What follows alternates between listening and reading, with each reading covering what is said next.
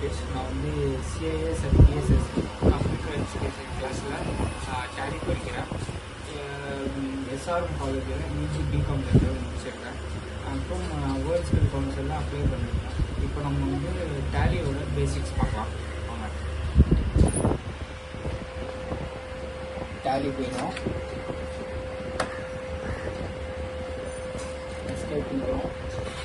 Alt F1 இருக்குது. இதில் வந்து select company backup and restore and quit இருக்கும்.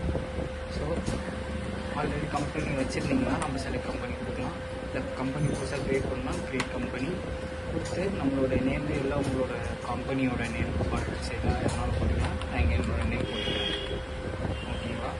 இதில் வந்து உங்கள் கம்பெனிக்கு மெயில் உங்களுக்கு மெயில் ஏதாவது பண்ணணும்னா நீங்கள் இதிலே கொடுத்துக்கலாம். அட்ரஸ், அப்புறம் நீங்கள் எந்த கண்ட்ரியில் இருக்கீங்க, அப்புறம் ஸ்டேட். நான் தமிழ்நாட்டில் இருக்கேன். தமிழ்நாட்டில் இருக்கிறேன். இப்போ நீங்கள் ஃபுல் என்ட்ராவும் கொடுக்கலாம். இல்லை கண்ட்ரோல்+A கொடுத்தீங்கன்னா கண்ட்ரோல் டைரெக்டாக போய்டும். ஸோ மாஸ்டர்ஸில் வந்து accounts info, inventory info and transaction வந்து accounting voucher and inventory voucher. இம்போர்ட்டில் வந்து இம்போர்ட் ஆஃப் டேட்டா.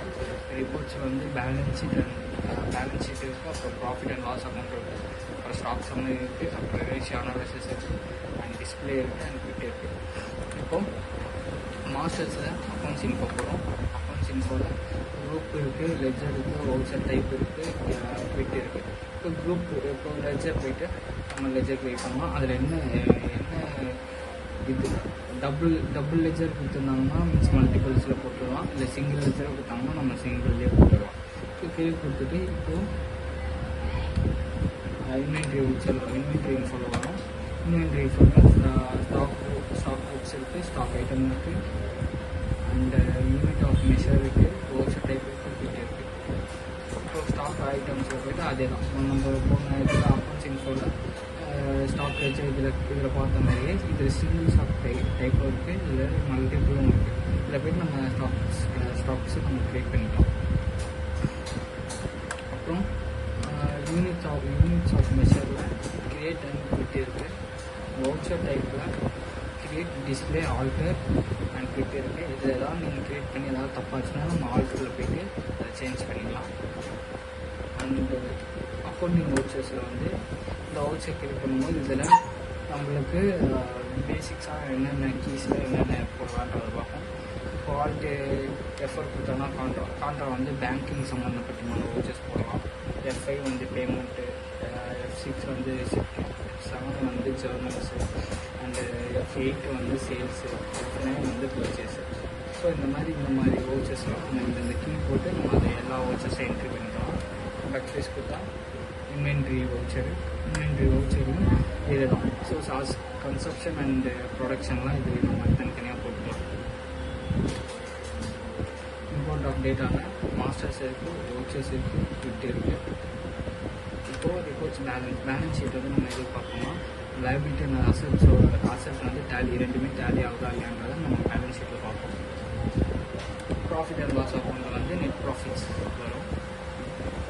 ஸ்டாக் சம்மரியில் க்ளோசிங் பேலன்ஸ் ஷீட் நம்ம போட்ட வவுச்சர்ஸ் வந்து இதெல்லாம் காட்டுவோம்.